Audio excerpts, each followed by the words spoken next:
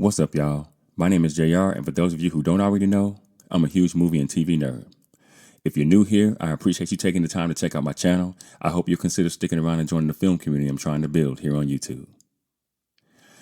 So in today's video, I'm going to finally be breaking down the 8th episode in Season 2 of the HBO hit TV show House of the Dragon. And I want to take a moment to apologize for the lateness of this video, but I've kind of been having some technical difficulties as well as, some life changes. Life be lifing sometimes. But I did promise you guys all 8 episodes, and so here I am fulfilling that promise. And so for those of you who will end up watching this video, even though it's a couple of weeks late, I really do appreciate it. But just so you guys know, this video will contain spoilers. So if by chance you haven't gotten around to watching the episode yet and you don't want to know anything that happens in it, you might want to exit this video now. And with that being said, no more wasting time. Let's get into it.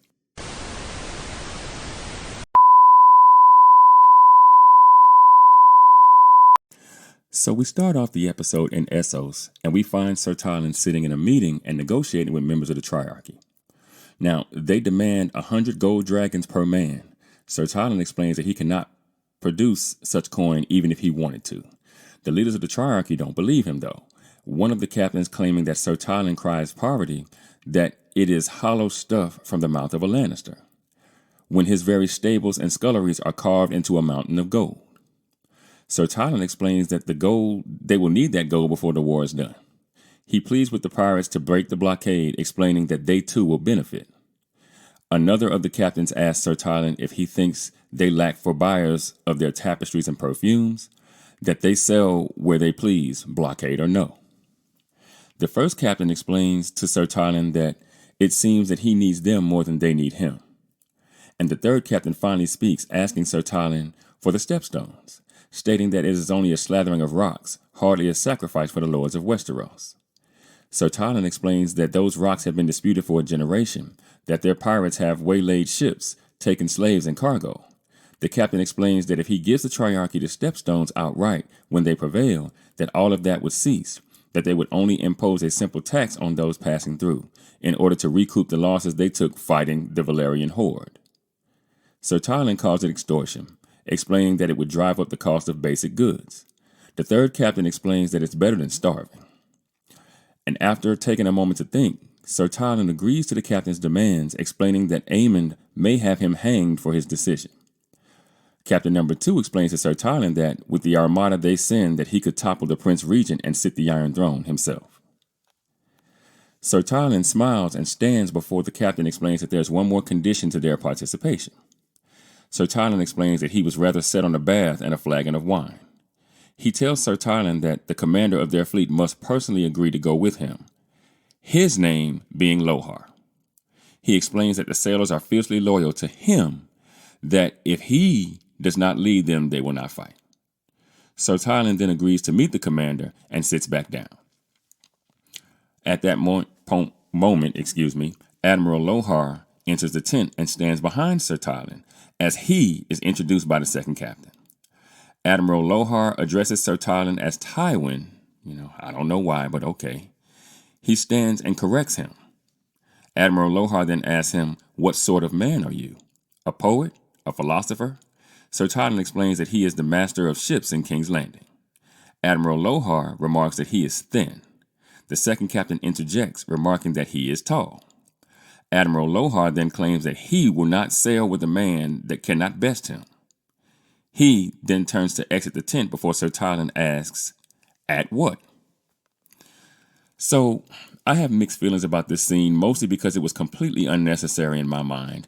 And, given the runtime of this episode, this scene was definitely one that could have caught the cutting room floor. I mean, that's just my 2 cents. We already know that Sir Tylan was being sent by Aemond to treat with the Triarchy, so I don't really know that we needed to actually see it happen. There were many other things that were far more important than hearing what was said during this meeting. Now, having said that, Sir Tylan promising the stepstones to the free cities may be something that has importance in the future. So where I think I come out on this particular plot point is that we could have seen the meeting, heard Sir Tylan agree to the Triarchy's demand, and then simply left it at that. But for those of you who's watched the full episode, you know that's not what happened. And so that's kind of why, again, mixed feelings on this particular scene in the episode. Anyway, next we see Aemon on Vhagar as he stares down at Sharp's Point, having just burned the town to ash. Aemon and his dragon then fly over the town as we hear people screaming and groaning and the flames crackling. And I don't know, I would have maybe liked to actually watch this happen, especially knowing now that we won't get the Battle of the Gullet this season or the Fall of King's Landing. I saw this scene pretty much as an opportunity wasted. Now, from there, we get Aegon in his chambers, still in bed, asking Grand Maester Orwell for rum as he pours the king's tea. Grand Maester Orwell hands Aegon the cup. He tells Orwell that he's a good man. Just then, Lord Larys enters and Grand Maester Orwell leaves. Larys tells Aegon that they must leave King's Landing, and quickly, and that they might not return for some time. He goes on to explain that Rhaenyra has found 3 new riders for her dragons. Now, Aegon remarks that that is impossible. Larys continues explaining that Aemon thought the same, that he flew to challenge her but was rebuffed, that he fled in terror, according to reports. Aegon remarks that he deserves no less. Larys further explains that he has gone in fury to Sharp's Point and laid waste to the whole of the town. Now, Aegon replies, effing mad cunt. She really did it then. Larys replies, I fear so. Aegon responds, so what was the point in all this then? And then Larys remarks, the gods are cruel, your grace. I hope you can see the urgency. Aegon remarks that he is the king. He asks, why must I run? Larys responds, because the Prince Regent is going to kill you. You were in danger before, and now he is thwarted and he is angry, and there is no telling what he will do. Aegon asks to be taken to his throne, telling Larys that he will push Aemon out, taking him prisoner upon his return. Larys asks, and when Rhaenyra descends on you with her 7 dragons, and you without Vhagar, what then? Larys tells Aegon that over the years he has moved the greater portion of Harrenhal's gold to the Iron Bank of Braavos, that they can live there well and remain until what is coming has passed. Now Aegon asks, you want to take me to Essos to live with the goat effers? Larys explains that it's best to live however you do it. Aegon does not appear convinced. He tells Larys that his dragon is dead. He said that again now. That he is burned and disgusting and alone, that he is a cripple. Larys explains to Aegon that he is not alone. Aegon remarks, my cock is destroyed. Did they tell you that? It bursts into flames like a sausage on a spit. Larys responds, do not despair, your grace. There are better days ahead. Let your brother and the pretender destroy themselves in blood and bitterness. When they are spent and their armies in tatters, we will return and the people will rise up to meet us. They will be tired of endless deprivation and fear. They will hail the returning king, his father's true heir. Aegon the victorious, risen from the ashes. Aegon the peacemaker. Aegon the rebuilder. And then Aegon responds, Aegon the realm's delight. Now, this scene is more like it. This was actually a pretty riveting conversation, aside from all the cock stuff, which we didn't really need to hear, about what Aegon's next move will be. This is something that had some weight to it, something that felt worthy of an early scene in a season finale, something that felt like a chess move I'd be willing to wait 2 years to see play out. So next we see Rhaena in the Vale of Arryn looking for Sheepstealer. She happens across a river and she stops and takes a drink. That's all that happens. That's the scene. No dialogue, no dragon, just Rhaena, tired, with a thirst. Now, from there, we see Jacaerys walking into the Great Hall on Dragonstone, hearing Ulf talking to Hugh about the fact that he may never eat fish again. He enters to find Ulf with his feet up on the table. Now, Jacaerys asks him what he's doing in the Great Hall. He tells him to remove his feet from the table. Ulf tells him that he'd rather not. Hugh tries to interject. Jacaerys explains that it's not up to him. Ulf then asks, who's it up to then, boy? Hugh then explains to Ulf that Jacaerys is the prince. Ulf responds, Prince Jacaerys Velaryon right here. Who'd have thought it? Hugh explains that Jacaerys lives in the castle. Jacaerys replies, I'll have an apology from you. At that moment, Ulf hugs Jacaerys and runs his fingers through his hair. He remarks, the young prince, And look at that hair, as dark as they say. Let them tell us we don't have Targaryen blood, eh? Jacaerys remarks, my mother is the queen. An oath interjects, dragon riders both, cut from the same cloth. Jacaerys remarks that it is a sacred inheritance which he knows nothing. Hugh interjects, forgive him, my prince, he's not much used to the manners of court. Jacaerys responds, or any manners at all, I'd say. Do you know what happened this last hour? The so-called Prince Regent burned Sharp's Point down to its stones. Thousands of folk dead or lost. It's barbarous. Ashes. Will you prepare to face such an enemy? Or will you stay here and make yourself easy? If you hinder our efforts through sloth or unreadiness, I'll see you hanged and your body fed to the dogs in the street. Oath then bows before Jacaerys, stating, I meant no disrespect, my prince, before leaving with Hugh. Now this scene is exactly what I was telling you guys in last episode's video. Oath is kind of taken aback by the fact that he's meeting Rhaenyra's bastard son in person, like he's seeing a celebrity. But notice, the first thing he did was put his hands in Jacaerys' hair, remarking about how black it is. It's basically a nice way of calling him a bastard to his face. Then right after that, he compares himself to Jacaerys, stating that they are the same, Targaryen bastards with dragons. This is the very problem with giving dragons to the dragon seeds. And Jacaerys is smart enough to understand what this actually means for him personally. Now, some of you guys like to remark that Jacaerys whines too much about being a bastard, that he cries too much about his inheritance. But isn't that exactly what Rhaenyra spent the second half of the season doing at every turn? And, I know Jacaerys is a young man and Rhaenyra is a woman, but I'm egalitarian with this kind of stuff. If Rhaenyra can be anxious about her birthright as Viserys' heir, then in my mind, Jacaerys can be anxious about his own. That's just my 2 cents. Anyway, next we find Rhaenyra and Corlys down by the docks on Driftmark. Rhaenyra explains to Corlys that the new riders are a boon to them, and that now that the deed is done, she cannot erase her doubt. She goes on to state that they know little of who they are and what the strength of their character. She then asks, Adam of Hull is at least known to you. Corlys explains to Rhaenyra that Adam is a shipwright in his employ and that it is reported to him that he is a man of integrity. Corlys tells Rhaenyra that he has had little to do with him, to his regret. He goes on to state that the beasts have been claimed, that they have a great advantage, and that they must strike quickly while the Prince Regent molds his next action. Rhaenyra explains to Corlys that she had hoped her advantage might be a deterrent, explaining that Vhagar has ever been their foremost threat and that now she is overmatched. Corlys explains to Rhaenyra that Vhagar is not the only dragon that Aemon has at his disposal. Rhaenyra explains to Corlys that the third brother is untrusted, the third brother being Daeron, that he has never left Old Town and that his dragon is younger than Vermax. Corlys explains to Rhaenyra that Daeron's dragon is a dragon nonetheless, and that she forgets another. Rhaenyra thinks before explaining that Helaena does not ride, that she doesn't have a taste for it. Corlys explains that she may yet be compelled, and he and Rhaenyra agree that Dreamfire is formidable, but Rhaenyra insists that Helaena is no warrior. Corlys explains to Rhaenyra that Aemon thought himself invincible, and that now he has discovered that he is not, that he will be angry and desperate, that he will not stop at burning Sharp Point, and that he will not be denied. Rhaenyra remarks that Lord Corlys speaks truly, though she wishes it were not so. She then asks Corlys how the repairs on the Sea Snake are going. He remarks that the ship is better than new, and that they will rejoin the blockade on the morrow, that their foes should beware, be them Lannister or Greyjoy. He then tells Rhaenyra that the ship is no longer the Sea Snake, but instead the Queen Who Never Was, for Rhaenys. Rhaenyra thanks Corlys before he remarks of what he now must do for her.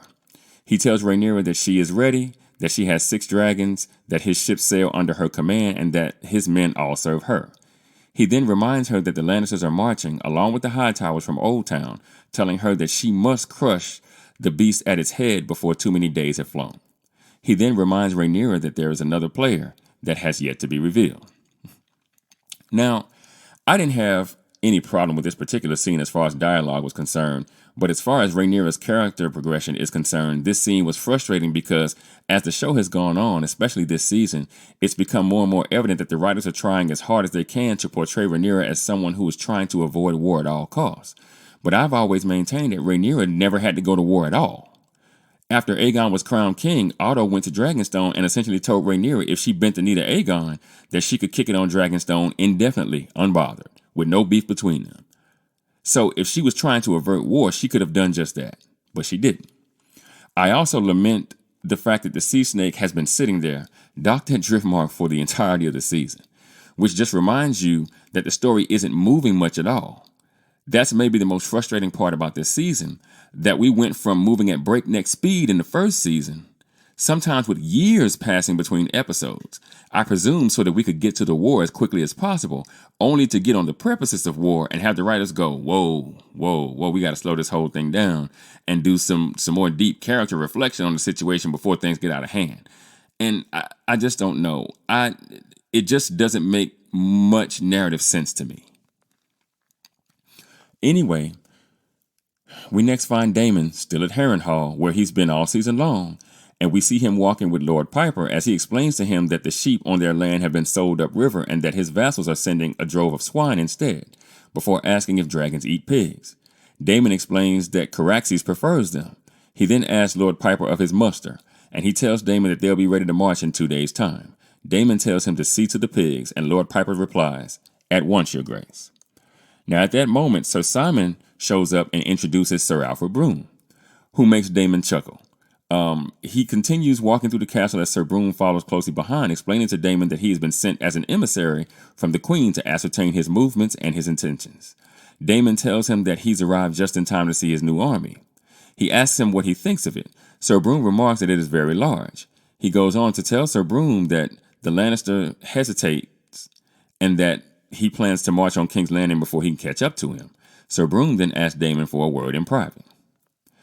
And the pair go outside into the courtyard by the weirwood tree, and Sir Broom explains that he was faithful to Viserys and that he, pledged his banners to Rhaenyra, that he will never serve the usurper or the Wells of Old Town, but that there are battles to be fought, and that while he has mustered an army, Rhaenyra has faltered, turning aside their judgment and taking a course that seems reckless.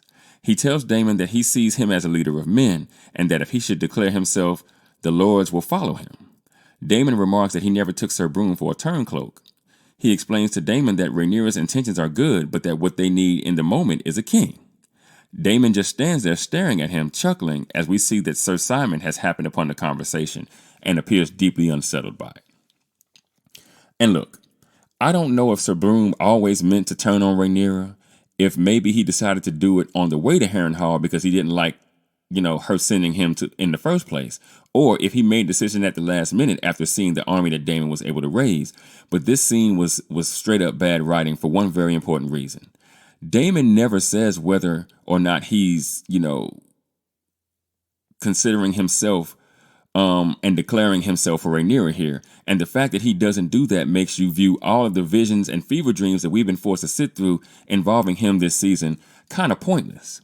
We are made to believe that somehow Daemon is learning that he has been a bad brother, uncle, husband, son, and that he has had time to reflect upon that and decide to do better, to be better. But then the writers undo the entire thing by leading us to believe that Daemon still plans to betray Rhaenyra by marching on King's Landing and declaring himself king. And if that's not what he planned to do, then the writers almost had a duty to make that clear here, lest you risk having wasted an entire season arc in the eyes of your audience. I'm just saying. So, from there, we see Aemon and Lord Jasper Wilde walking through the Red Keep as he explains that Rhaenyra sent boats to collect all of the Targaryen bastards. Aemon responds, telling Lord Wilde that no vessel should come or go from their harbor without inspection. Lord Wilde explains to Aemon that will hinder the work of the fishing boats, that the people depend on them for sustenance. Aemon explains that the people will need no sustenance if they are slaughtered by the enemy, and that everyone must make their sacrifices. This seems to worry Lord Wilde as Aemon continues on without him. Look, so here we simply see Aemon's response to the sowing of the seeds. His answer being to restrict the coming and going of all fishing boats that enter or exit the harbor at King's Landing. And this seems like a fairly small plot point, but it's just another scene to show how Aemon is becoming more and more anxious about his chances to win the war, and that is leading him to fail the people of King's Landing. It's also a scene that will come into play later in the episode. So, though it's a short scene and it seems like a conversation between Aemon and Lord Wilde is fairly inconsequential, I understand why it's here, or why it's there, and rather, and I approve. Anyway, next we find Alicent visiting with Helaena, and Helaena asks her mother why everyone hates them. Alicent explains that the people are unhappy and that unhappy people look for someone to hate. Helaena replies, "We didn't order the blockade." Alicent then replies, "No, but we are the crown and they expect us to break it." Alicent then gives Helaena something to drink. Helaena explains that she was happier before she was queen. Alicent asks Helaena what she would think about leaving King's Landing. Helaena thinks before asking, "Where would I go?" And just then, Aemon enters and explains to Helaena that the crown has need of her service, that the Pretender has raised new dragon riders against them, and that they must respond in kind. He asks Helaena to fly into battle on Dreamfire. Helaena explains to Aemon that she won't burn anyone. Aemon then grabs Helaena violently by the arm and attempts to drag her out of the room, explaining that Rhaenyra has defiled their birthright, making commoners into dragon lords, and that she, the sinner, must be punished. Alicent jumps between them, trying to loosen Aemon's grip on her, reminding him that Helaena is his sister, but that she is still the queen. Aemon replies, "As you were once, and you see now what is the consequence of your weakness. We are in peril today more than yesterday." Alicent asks if it was peril that made him burn Sharp Point. She asks further if it was peril or basest fury at his own humiliation. He finally lets Helaena go, and Alicent continues, "You wish to rule the Seven Kingdoms, but you rain ruin and death upon its small folk when you've been insulted because it makes you feel strong. And now you seek to corrupt your sister, of all our line, the gentlest and most deserving of your protection." Aemon replies, "Who will protect her if she cannot protect herself?" Alicent asks, "Who will she be if her mind is broken?" Aemon explains that it's no longer their rule that is threatened, but their very lives. He asks Alicent if she would not have them prevail, and Alicent replies simply, "Not like this." Aemon then glares at Helaena before ultimately leaving the room. And this scene is just more the same as it pertains to Aemon. This is him starting to become unraveled and us being able to see that. And as far as Alicent Hightower is concerned, I'll save my comments about what I think the writers have done to her for later in the video. So next we see Alicent visit Grand Maester Orwell, and she asks him for passage and his discretion. And that's it. So from there we see Sir Criston out in the field, sitting on a felled tree, sniffing Alicent's handkerchief, when Sir Gawain puts the tip of his sword to Sir Criston's neck, asking him if he thinks nothing of his oath. So Criston explains that he thinks of nothing else. Sir Gawain remarks that he is a steward's son from Dorne, effing the queen of the Seven Kingdoms. So Criston reminds Sir Gawain that Alicent is the former queen, that Alicent has broken no oath for all he may have done. Sir Gawain then threatens to have Sir Criston sent to the wall. So Criston remarks that would stain the Hightower name for a generation. And it would. Sir Gawain reminds Sir Criston that Alicent is his sister. Sir Criston explains to Sir Gawain that Alicent saved his life twice, that since then she has been the beacon that he follows. At that point, Sir Gawain puts down his sword. Sir Criston continues, "Do not think I have no shame in me, sir. Desire for women has brought me grief after grief." Sir Gawain then tells Sir Criston to resist it. Sir Criston explains that it is not that simple. Sir Gawain reminds Sir Criston that his brothers in the Kingsguard find a way. Sir Criston thinks before replying, "Do they? Perhaps they do. Or perhaps all men are corrupt and true honor is a mist that melts in the morning." Sir Gawain remarks that is a bleak philosophy. Sir Criston explains that he has no philosophy, that he would rather his philosophy be to protect the righteous and dispense justice on the rest. He goes on to say, "You saw what I saw. The dragons dance and men are like dust under their feet. And all our good thoughts, all our endeavors are as nothing. We march now towards our annihilation, To die will be a kind of relief, don't you think?" Sir Gawain just stares at Sir Criston as he picks up his sword and begins cleaning it, as Sir Gawain sits down on a felled tree beside him. And this scene was actually really good, and Fabian Frankel was given what I think was the best sort of monologue, or at least a contender for the best monologue in the entire episode, short as it may have been. I know a lot of people don't like Sir Kristen Cole, but he reminds me a lot of Jaime Lannister in that the more you peel back the layers, the more you begin to understand the character and the complexities that exist within him.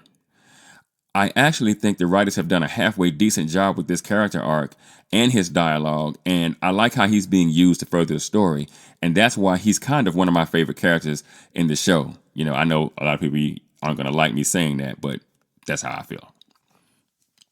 So from there, we see Tywin Lannister wrestling in the mud with Admiral Lohar as people look on, the soldiers basically. And at first he's being bested by him, but eventually he wins the match, or at least convinces Admiral Lohar that he's a man worth sailing with. He explains, "You have impressed me, Lord Tywin. King's Landing has sent a most doughty ambassador." Sir Tywin replies, "I hope you will testify to the worth of the ambassador by agreeing to his most humble request." He replies, "I will most certainly consider it after dinner." As he stands and he helps Sir Tywin to his feet, he then goes on to ask, "Have you ever eaten the flesh of your enemies?" Sir Tywin replies, "I have not, and I would not." And then Admiral Lohar then asks, "So you reject the hospitality of my house?" Sir Tywin looks at Admiral Lohar and then around at all the soldiers watching before the Admiral bursts out laughing, explaining that it was all a jest. Now, I know I said the first scene in Essos may or may not have been necessary, but this scene definitely was not. This was literally 2 minutes of foolishness, if you ask me, and again, has nothing to do with the main story or the conflict within said story. And again, when you think about this episode's runtime, we just didn't need this. Anyway, from there we see Jacaerys sitting in the library brooding when Baela enters, explaining that it is not befitting for a prince to pout. Jacaerys explains that he's not pouting, that he's reading. Baela sits next to Jacaerys, remarking that he's angry. Jacaerys remarks that the dragon seeds are an insult to what makes them Targaryens. Baela reminds Jacaerys, "You are the crown prince, the son of the rightful queen. And here you are sulking because you believe that if not for a dragon or the trappings of your station, that you are nothing. Do you believe that you are the first noble heir that was not sired by his noble father? Ain't that the truth?" Such is the way of the world, Jace, and in resenting it, you diminish yourself. Jacaerys responds, "Easy enough to say. I've heard the whispers the whole of my life." Baela responds, "Then prove to them that you are worthy. Get up and take your place by your mother's side." Now, this scene would have had promise if not for the fact that, with the exception to his trip to the Wall and his trip to the Twins, all Jacaerys has done all season is pout on Dragonstone. The writers have made Jacaerys a bit insufferable this season. I mean, look, I certainly understand his beef with his mom about his parentage, but enough already. You're a bastard because your mom had hot girl Westerosi Summer when she was supposed to be married, and now, because your mom, there are dragon seeds who now have just as much of a claim to the Iron Throne as you do, some with bigger dragons to press the issue should they decide to, but Jacaerys has got to move on. But, everybody has kind of been stagnant this season, basically just kind of having the same conversations over and over and over again. And again, that's what I think made this season so bad. I've seen some tweets and things like that said this season could have been an email. And that's literally what people mean, is that all the characters have basically done over the course of this entire season is have the same conversations with their scene partners over and over and over again. All Jacaerys has done is pout and basically fuss at his mom and then fuss, and then get fussed at by Baela telling him, "Hey, stop fussing with your mom," and just around and around and around we go. And it's just it's been frustrating. But from there, we see Rhaena laying in the grass somewhere in the Vale of Arryn, uncovered, shivering in the cold because reasons. Again, no dialogue, but there you go. Anyway, next we see Sir Tywin singing at a feast being catered by the high-ranking members of the Triarchy, with Admiral Lohar as his apparent date.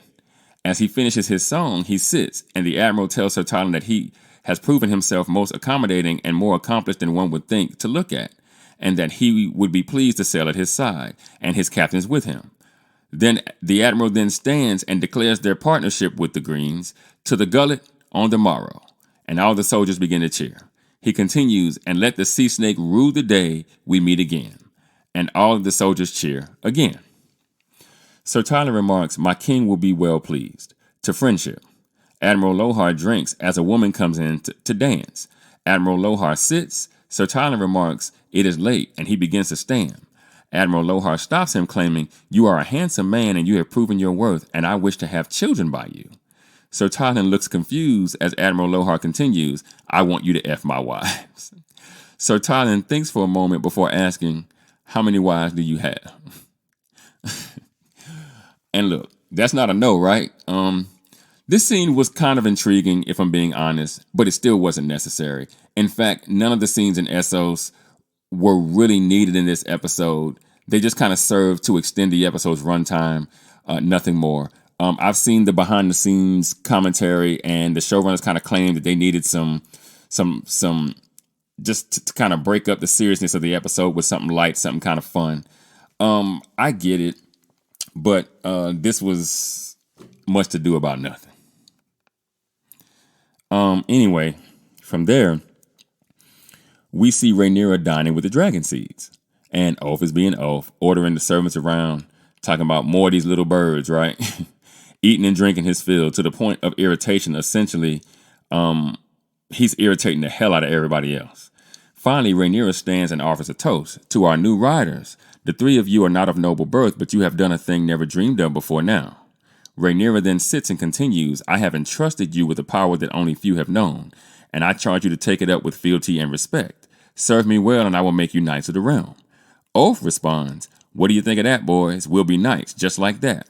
Adam replies, we will not fail you, my queen. Hugh then asks, what must we do?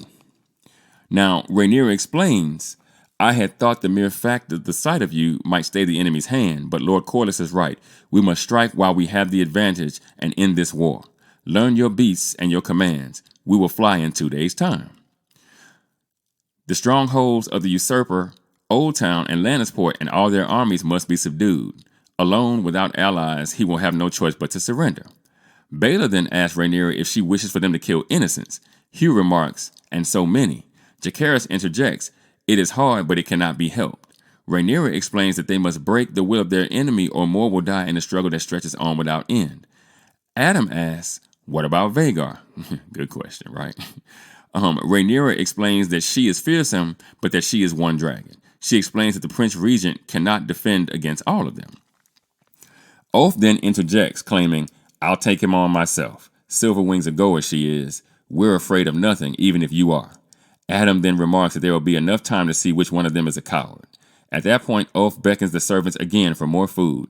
Rhaenyra then remarks, a knight will comport himself with grace at the queen's table. Ulf replies, you'd best make me a knight then. Jacaerys interjects, you forget yourself, friend. Ulf replies, a sense of humor would do you all good. Now at that moment, Maester Gerardis enters, whispering to Rhaenyra that there is a message from Harrenhal. She gets up from the table and follows him to the other side of the room, asking if the message is from Daemon. Maester Gerardis explains that it is not from Daemon, but instead Sir Cywin Strong, the Castellan. That Daemon has raised his army, but that Sir Cywin fears treachery. Rhaenyra appears incensed and calls for Adam to come with her. At that point, Adam gets up from the table and follows Rhaenyra and Maester Gerardis out of the room. And look, this scene is here for two reasons. One, to have Rhaenyra give instructions on how the dragon seeds will be used in the war, and two, to show that Ulf is absolutely going to be a problem. Now, as it currently stands, Hugh is much more laid back, so I'm not quite sure if the writers are going to follow what happens in the book exactly with these two, especially since at this point, they've departed quite a bit from the book. So we may be getting an entirely different story than many of us were expecting when we decided to watch and follow this show. And if the future plot point involving these two is changed much, I fear it will have dire consequences as it pertains to how this story will end. Now, from there, we see Daemon sleeping in his quarters, and he wakes when he notices that Alis is sitting nearby on his bed. He asks, do you never sleep, witch? Alis replies, I'm going to the Godswood, and she gets up and leaves the room. Next, we see her and Daemon walking out into the courtyard where the weirwood tree sits, even though she never asked him, hey, come with me, but okay. And Alis remarks, when you came here, you were a closed fist. You wished to bend the world to your will, but you've discovered, I think, that this world will not be governed. There are omens here for those who seek them. Daemon continues to walk behind Alis, silent. She asks, you do not scoff? Daemon replies, I am no longer inclined to. Alis chuckles before continuing, I am pleased to hear it. The pair then approach the weirwood tree, and Alice asks, "Do you wish to learn what is given to you?" Damon doesn't answer, so Alice continues, "All your life you've sought to command your own fate, but today you are ready." Damon then carefully approaches the weirwood tree and touches it, and he sees, in order, Brendan Rivers, aka Bloodraven, followed by a White Walker and the army of the dead. There are dead dragons, followed by himself walking through a bloodstained battlefield littered with dead men. Next, he sees himself being pulled to the bottom of a body of water. Now we know that's the God's Eye. Followed by 3 dragon eggs in a fire. Then Daenerys sitting naked in the desert, the mother of dragons. Followed by himself entering the throne room in King's Landing and seeing Rhaenyra sitting the Iron Throne. Then he hears Helena's voice explaining it's all a story. He turns to find her standing there as she continues, "And you're but one part in it. You know your part." Damon then pulls his hand from the tree, his vision subsiding, but not before Helena's voice utters, "You know what you must do." And I'm going to tell y'all, this sequence of events really pissed me off. I mean, to the highest point of festivity. Because I just don't understand for the life of me why the writers keep trying to bring us back to the White Walkers in Game of Thrones, because that was one of the most disappointing aspects in the original show. Because we know now that threat isn't going to happen for another like 196 years or something like that, for one. And two, the threat itself didn't end up amounting to very much at all. I mean, the Night King was dispatched the moment he reached any real, true opposition at Winterfell. So the writers harping on this here in this show is just reopening old wounds for those of us who barely decided to give this show a chance after what Dan and Dave did to the last season of the original show. And, my thing is, I'm also going, so does that mean, so is Daemon a green seer? And I suppose, Helena is a green seer as well. And, Helena seems to have powers that's kind of, similar to Bran, but I'll get more into that in a second. Anyway, next we find Helena standing on the balcony just outside of the Red Keep, and Aemon again approaches her, this time with a little less zest in his chest, and he explains to her, "Sister, we share the same blood, you and I. I know you wish no harm to anyone, but in a time like this, when the good of the realm depends on us, our mother is not a dragon rider. She cannot understand that you and I have a truer call to heed. Come with me to Harrenhal. We will lay waste to Daemon and his army. Let our enemies see that we will answer outrage with outrage." Helena then replies, "And if I refuse, will you burn me as you did Aegon?" Aemon replies, "That is a lie." Helena explains to Aemon that she saw it. She explains further to Aemon that he burned Aegon and let him fall. Aemon explains to Helena that what she's saying is treason. Helena then explains, "Aegon will be king again. He's yet to see victory. He sits on a wooden throne, and you will be dead. You were swallowed up in the God's Eye, and you are never seen again." And at that point, Aemon's eyes get a little bit glossy, and he explains to Helena that he could have her killed. Helena explains to him that it wouldn't change anything, and then she walks away. And like I was about to say just a few seconds ago, this is really weird given that we know Helena has always been able to see the future, but she's never really been able to adequately explain what she sees coherently to anyone until now. So I guess the writers all of a sudden decided that not only can Helena enter the visions of others, but now she can all of a sudden explain the future to people with expert precision instead of the riddles. So I guess the show is telling us that Helena, like I said again, is a green seer, and that she's maybe even more powerful or just as powerful as Bran was after he became the Three-Eyed Raven. And I feel like this was a bit of a cop-out, though I am relieved that it at least seems as though the plot point of Aegon sitting the throne again would at least be happening, as I don't see why the writers would telegraph such a thing if they were not going to follow through with it. I have to admit I was a bit concerned that the writers had completely different plans for this story, as they've gone out of their way to protect both Rhaenyra's virtue and her life. I'm not sure if they'll honor the book and kill Rhaenyra off before the end of the story, given the fact that they started the show with an adult Rhaenyra narrating the prologue as if she's telling someone the story of the Dance of the Dragons. But I guess we'll have to wait until 2026 to see exactly how they stumble into the final season of this show. So, from there, we see Rhaenyra and Adam arriving at Harrenhal on Syrax and Seasmoke. Now, Rhaenyra lands and dismounts as Adam circles the encampment outside the castle from above. I guess that's what she told him to do. She meets Sir Simon outside the castle, and he introduces himself, welcoming her to Harrenhal. He tells Rhaenyra that he did not think to see her. She explains that his message gave her much concern. He explains that he had reason to fear and then invites Rhaenyra to come inside and see for herself. Now Rhaenyra enters the castle to find a large number of soldiers moving about. Syrax lands on the rooftop just above an opening where he can look down on all the men. And at that point, Daemon appears from the crowd and approaches her, and he remarks, "I wasn't expecting to see you." Rhaenyra replies, "That seems rather a lack of foresight." "I see you have done well here." Daemon replies, "They are sworn to me, and not a moment too soon." At that point, Rhaenyra backs away from Daemon and she raises her voice so that other people can hear. "And to whom are you sworn?" Daemon pauses for dramatic effect, as he tends to do from time to time. As all the men look on, he then walks toward Rhaenyra and begins to speak in Valyrian, explaining, "The world is not what we thought it was. This war is just beginning. Winter is coming." I hate that he said that. "With darkness and doom." Rhaenyra thinks for a moment before responding in kind, "You sound like my father." Daemon replies, "I saw it.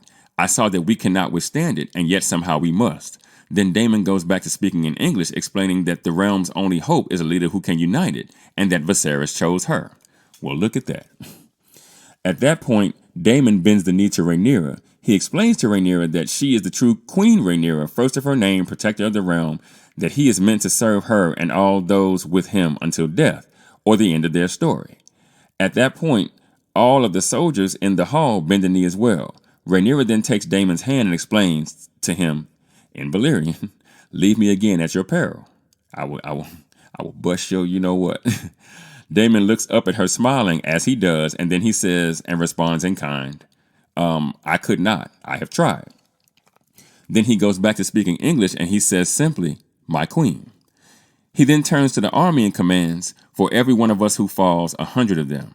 He then draws his sword and continues, "There will be no mercy. We fight for our queen." He then raises the sword in the air and all the men cheer. And on a lighter note, we see Sir Broom pushing through the crowd, no doubt looking for the emergency exit before he get that head chopped off. You know what I'm saying? Now, I don't necessarily have an issue with Daemon finding his way back to Rhaenyra romantically or ultimately choosing to fight for her instead of himself, because I think we all understood, whether you read the books or not, that this was something that was going to happen because it had to. But the way that we got here was extremely problematic in that we watched Daemon have visions all season long, and we thought his character was being developed by way of them with the help of Alice Rivers. We thought that he was coming to grips with just how much of an a-hole he had been to both Rhaenyra and his brother, and that he would ultimately decide to change and be a better support system for Rhaenyra because it was his duty as her husband and simply because it was the right thing to do. Instead, the writers remove all agency, and he decides to fight for his wife's birthright simply because he saw a vision when he touched a heart tree that said that he had to. And Helaena, his niece, but also his sworn enemy, essentially told him to. And that renders everything we watched this season where Daemon was concerned completely unnecessary. Basically a waste of film. And that's my issue with how this particular season arc ended. This was silly, man. And anyone who can't see, past being a fan of this show, that this is simply put bad writing. This isn't even the point where it's in contention anymore. This is just not how you tell a story. This is bad writing. No screenwriting book that's ever been written would say, "Hey guys, this is how you do this." Anyway, from there, we see the Sea Snake, or the Queen Who Never Was, on Driftmark, finally pulling up anchor, preparing to set sail as Corlys stands on the dock. Now Alan approaches him and asks, "You sent for me, Lord Han?" Corlys explains that the gulls are flying low, which means that the weather will change. Alan explains that he doesn't think it will happen until later. He then tells Corlys that he will ready the ship's storm sails.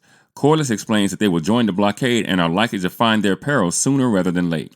He explains that he wishes to set out on good terms with the first mate. Alan asks if he's been remiss in his duties. Corlys explains that he's done all that has been asked of him and more, but that he is curt. That the men find him distant, that he cannot lead if he cannot inspire.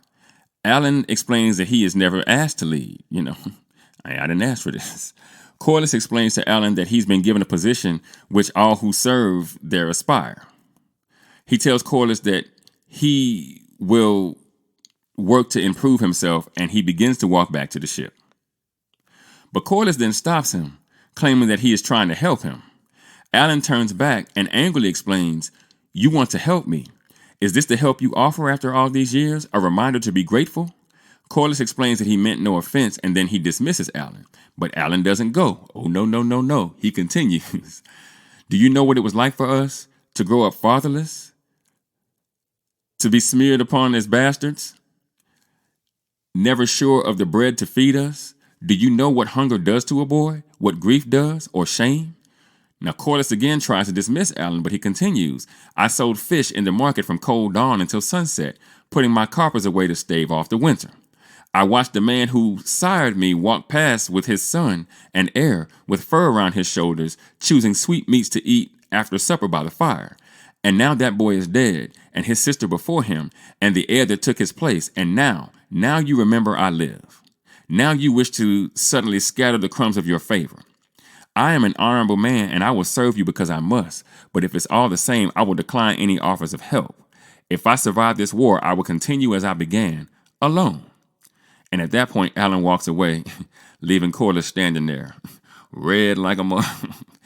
And I know I spoke about Sir Kristen's monologue earlier in the episode, but this was an extremely well-written monologue, and Abu Bakr Salim, I hope I didn't butcher that man's name, did an excellent job of delivering it. And this reaction made perfect sense to me in the context that Corliss believes that he's doing Alan a favor, and Alan, unlike his brother, doesn't see it that way. This also makes for a much more interesting path for Alan becoming the next Lord of the Tides, if indeed that's something that the writers decide to do, because at this point, who the hell knows? I think it gives the character someplace to go over the next 2 seasons. And this is one of the few things that I do think that the writers did well this season. And I want to make sure that I say that, because I don't want this to turn into a situation where I'm just on my channel just going in at people and I never ever say when someone has done something well. So I want to make sure that I put that out there. I think this right here, I know I've given the writers absolute hell in these episode breakdowns, but this particular scene was a rather fine piece of writing. So from there, we're back in the Vale of Arryn, and we see Rhaena stumbling along. When she looks up and she sees Sheepstealer flying above nearby. She then begins to run in the direction of the airborne dragon. And that's it. Again, no dialogue.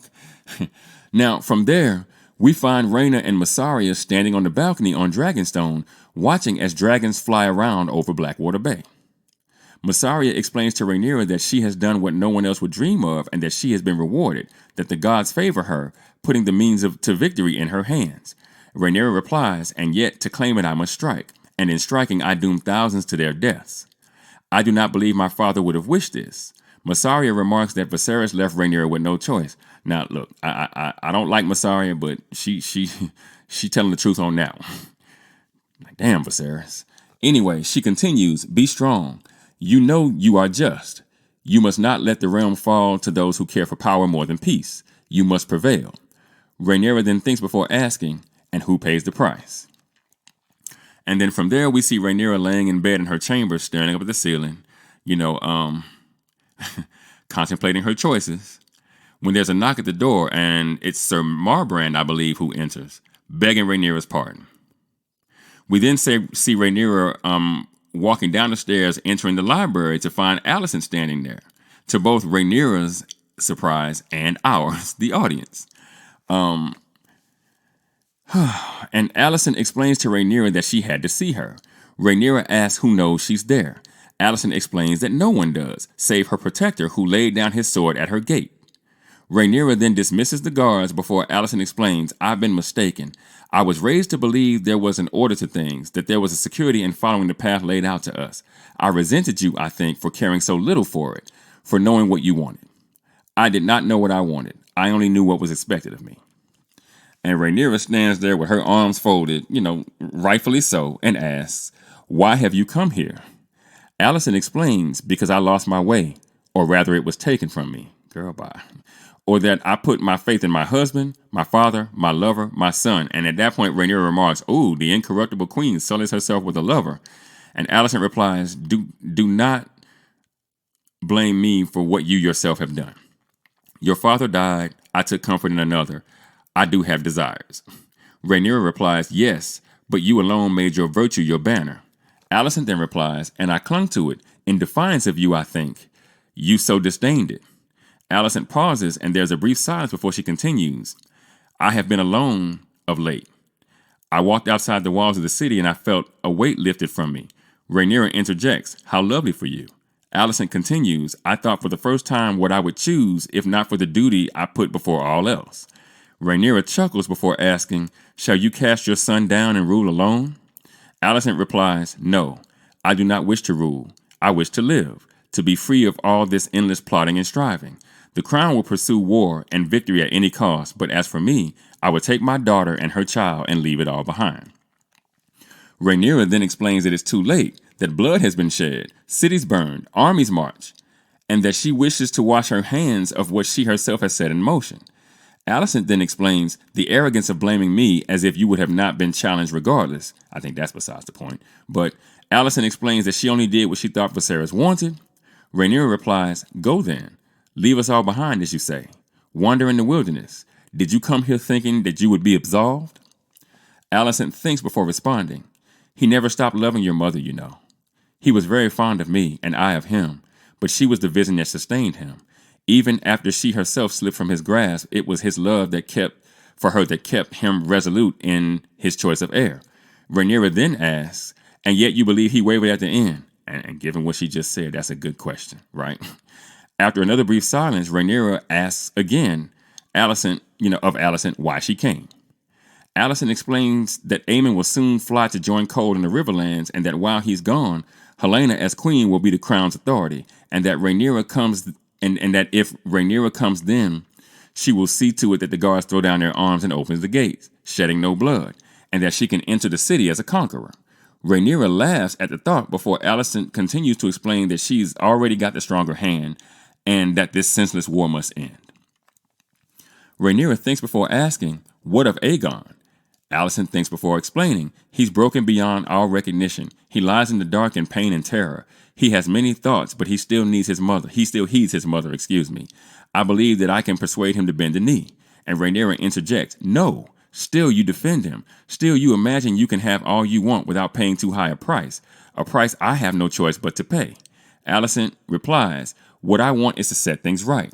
Rhaenyra explains, if I am to take the throne, I must put an end to the opposition. I must take Aegon's head, and I have to do it for all to see. You know this. However you may try to evade it, you know this. And after another brief and uncomfortable silence, Rhaenyra tells Alicent to choose. She asks Alicent if she will shrink from what she set out to do or if she'll see it through and make her sacrifice. She then remarks, a son for a son. I'll get into that in a minute. Alicent begins to cry, as does Rhaenyra. Before Rhaenyra remarks, you are much changed. Alicent responds, let us be done with this, please.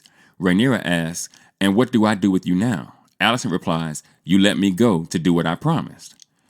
And you fly to the Red Keep in 3 days' time and you take your throne. Or you take me for a liar. I have neither weapon nor armor. My life itself is forfeit. I cast myself on the mercy of a friend who once loved me. Rhaenyra explains that history will paint Alicent a villain, a cold queen grasping for power and then defeated. Alicent replies, let them think what they must. I am at last myself, with no ambition greater than to walk where I please and breathe the open air. To die unremarked and unnoticed, and be free. Rhaenyra smiles and remarks, you speak as if from a distant dream. Alicent then replies, come with me. Wow. That's what I was thinking when I heard that. Rhaenyra then replies, my part is here, whether I will or no. That was decided for me long ago. She then tells Alicent to go, and Alicent exits the room. And y'all, listen, I gotta say, this was maybe the worst scene in the entire season. The worst writing choice that was made in the entire season. I cannot believe the writers did this. Even though, I want to say, I thought the scene was acted extremely well. Emma Darcy, Olivia Cook, fantastic performance. And a fantastic performance. But this was the worst because it did so much to undermine and otherwise destroy all of the character building that came before it for these two people. So here, the writers would have us believe that at this point in the story, Alicent would harp a charter boat to Dragonstone and call for a peaceful end to the conflict that she herself started, whether she thought Viserys wanted Aegon to be king or not. She's the one who decided that he was going to be king. She's the one who sent Aemon and Sir Criston to find him. She found him first, brought him back, and she put that crown on that boy's head. The writers also want us to believe that she would give up her son in order to facilitate this action. The same woman who tried to stab Rhaenyra over the loss of Aemon's eye in season 1 is now willing to give up her other son, Aegon, in order to run away with Helaena and her granddaughter, as if she couldn't just get in a wagon with Helaena and Jaehaera and leave King's Landing, like Aegon finally does at the end of the episode. She has already done it once before this season. You know, the one thing we've learned about Alicent from the moment she put that green dress on about halfway through season 1 is that her family is most important to her, that she would always choose them. That's what the writers told us. But who cares about the character building, right? Because you can always just erase all that stuff if you just find yourself in a jam. And then on the side of Rhaenyra, she seemed to understand quite a bit in this scene to the point where she felt she was in a position to chastise Alicent for, of all things, being naive, as though Rhaenyra herself hasn't been extremely naive about everything that has happened since this show began. Rhaenyra has been a complete seesaw since the end of season 1. One minute she understands she's at war, the next minute she's trying to avoid it. The next minute she's crying over a dead son, the next time she wants blood. And that's why the lords aren't sure about her. See, the writers also paint this as a misogyny thing. No, that's not it. Because if that was the case, the lords would have never sided, the lords that are on the Team Black would have never sided with Rhaenyra to begin with. It's not the fact that Rhaenyra is a girl, it's the fact that she can't seem to make a decision. And that's what makes the lords on her council doubt her. That's what makes Sir Broom prefer Daemon as a leader over her. And then there's the whole son for a son conversation. And I'm like, girl, whatever. As if Rhaenyra has forgotten that Alicent has already sacrificed a grandson in this whole thing. So that whole debt has been paid, if you ask me. Paid in full. The check is in the mail. You need to stop calling me. I'm going to block the number now.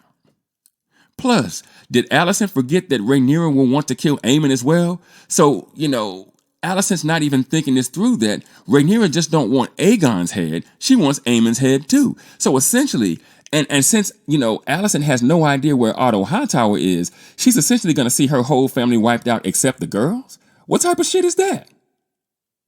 Especially when she is the one who convinced her sons that they were in so much danger in the first place. How do you then go back and be like, everybody gets their head chopped off except me? And the people like, man, I don't understand why in the world Alicent would even agree to such a thing. Not the Alicent that the writers have built her up to be for now 2 seasons. Halfway through this story, they have destroyed this character. Completely destroyed it. And it's because they want Rhaenyra to be seen as a hero and Alicent to be seen as a villain. And that's why I asked the question, when you look back on the prologue of this whole series, the beginning of the series, in episode 1, Rhaenyra is narrating it. But Rhaenyra dies in this story even before Aegon does. So my question now becomes, is Rhaenyra going to survive the series? And if she does, that is going to be complete and utter horse shit. I mean, that's the kind of change where at this point, you've rewritten the entire story at this point. The writers have just have both of these characters so wrong. I cannot explain to you all how frustrating this is. Okay. Because look, the writers of this show seem so afraid to repeat, I think, what they see as mistakes from Game of Thrones. And that they have completely sucked the souls out and the edges out of these 2 women. And that makes them completely and utterly unremarkable in any way, shape, or form. Add that their ability to both understand the situation they're in and make decisions about the way forward, and it makes for an infuriating watch.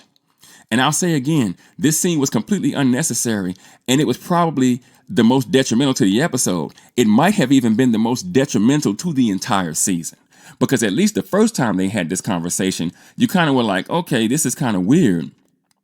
But I was like, I was kind of willing to let it ride because it was at the beginning of the season, and I thought that particular scene was going to have some kind of significance as the season went on, but it did not.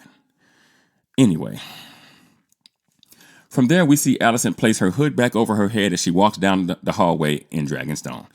And we see a shot of Hugh donning his armor, preparing for battle. Next, we see Adam doing the same, and then Ulf. We go back to the Vale, and we see Rhaena running across the hilly terrain, tired and dirty. Never mind the fact that she has completely left Rhaenyra's children unprotected, right? She's supposed to be with them. This is why this whole removing Nettles thing was also extremely problematic. This is stupid, but fine. We see the Hightower army on the march with Daemon flying overhead onto Sarion. We see the Greybeards of the Stark army as they cross the Twins, finally. We see the Lannister army finally in view of the Red Fork. We see Daemon exiting the castle at Harrenhal, staring out at the garrison outside of its walls. We see Sir Tywin and Admiral Lohar sailing towards the Gullet. We see Corlys and Alan rowing their boat towards the Queen Who Never Was, as parked right outside on Driftmark. And finally, we see Rhaena come face to face with Sheepstealer. But she doesn't get on Sheepstealer. She just kind of stares at the dragon. Whatever. And we see Aegon and Lord Larys in a wagon leaving King's Landing. And finally, we see Alicent outside the castle and Rhaenyra inside the castle, seemingly staring out at the same sunset. And look, I rather enjoyed the last 60 seconds of this episode. I thought it was, even though I would have wanted 2 more episodes in this season, I thought this was a kind of a cute way to end the season if you had to end it right here. And I'll double down on the fact that what we saw of Tywin at the end of the episode was really all we needed to see. The Triarchy sailing towards the Gullet. Simple. It's also about time that Corlys got that ship out of the harbor.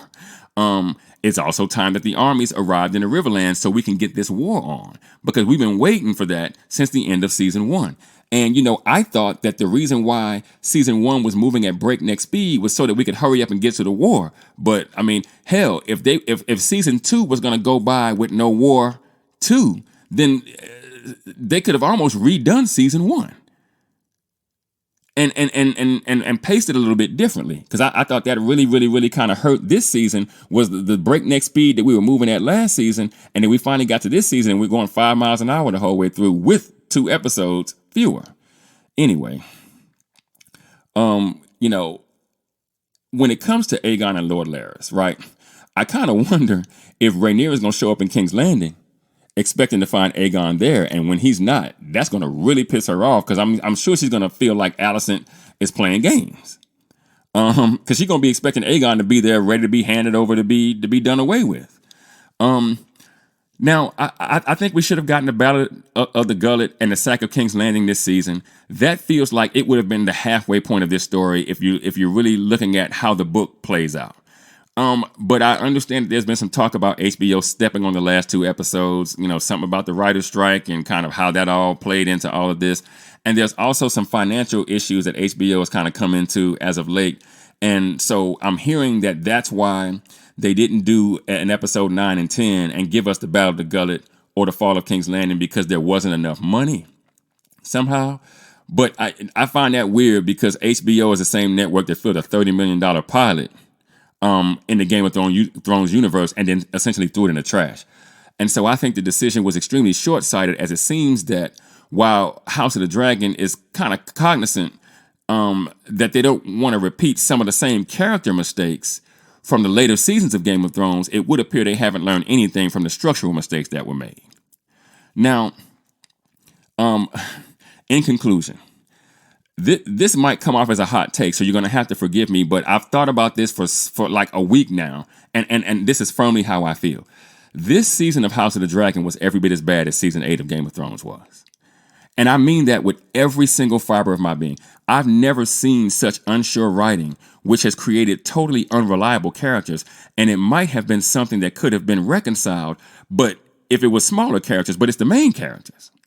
After 2 seasons of this show, I can honestly say I have no idea who Daemon is, who Aemon is, who Rhaenyra or Alicent is, and I have no way of being able to anticipate or expect anything that they might do moving forward, because their character arcs are in complete shambles at this point.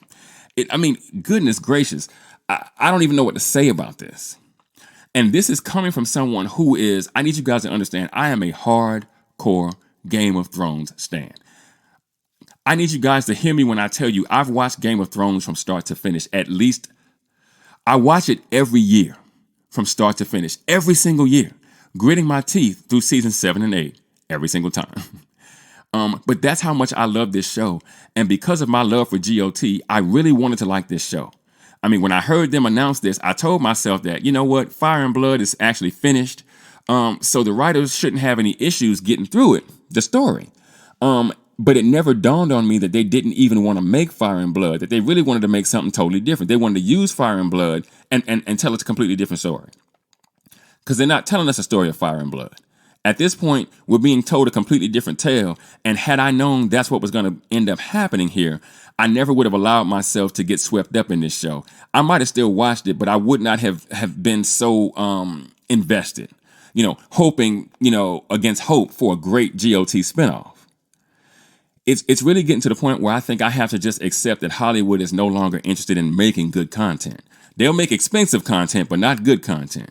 Because most film and television studios are much more interested in making political points, even when it costs them subscribers on their streaming services and hundreds of millions of dollars at the box office.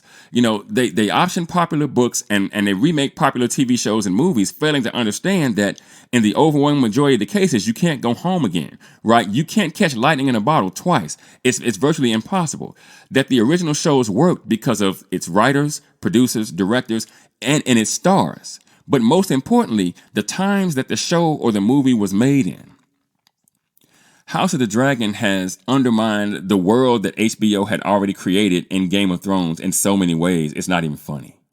And the writing has gotten so bad that, as a writer myself, it literally makes me sad because I'm watching the industry prop up bad writers simply because they've been in the industry and they know people. And so they work and they work and they work and they work and they just constantly just crap out nonsense, all while they keep good emerging writers with fresh and innovative ideas out in the interest of remaining a closed shop, especially with all the striking and all the, the consolidating that's been happening in Hollywood. Even fewer writers are going to get real mainstream opportunities. And, I'm going to say something here that truly disappoints me to say. If you are a true George R.R. Martin fan, being that a fan of the books, or if you are really, really a fan of these shows, I just need to say that it's going to let you down. These shows are never going to be good again. At this point, we are so far removed from the book characters in House of the Dragon, I don't even know if this show can end the way the book does. And if that's the case, this is going to be a much worse fiasco than the one HBO put us through the first time. And knowing that I have to be done as it pertains to being a hardcore fan of the Game of Thrones shows on HBO. Don't get me wrong, I'm going to watch this show to its completion, if for no other reason than to give you guys my thoughts about the narrative mess this thing will no doubt leave in its wake. But the Dunk and Egg spinoff, I might just take a flyer on that. I don't know, because I just can't keep lining up for the slap in the face. It's getting kind of ridiculous at this point. And like I said, I'll continue to watch this show because I've already invested several years in it now. I just do so with the understanding that it's just not going to be good. And so I should just do myself the favor of not expecting it to be. But what do you guys think? Did you like this season of House of the Dragon? I can't imagine you did, but if you did, please feel free to get in the comments and tell me what you liked about it. And for those of you that might be new to the channel, be sure to like and share this video. If you really like the content, be sure to subscribe and hit that notification bell. That way you'll be notified whenever I drop a new video. Also, be sure to go and check out themadscreenwriter.com for more television and film reviews and info on my upcoming film projects. And with that, I'm going to go ahead and get out of here. I got screenplays to write. I'll catch y'all in the next video.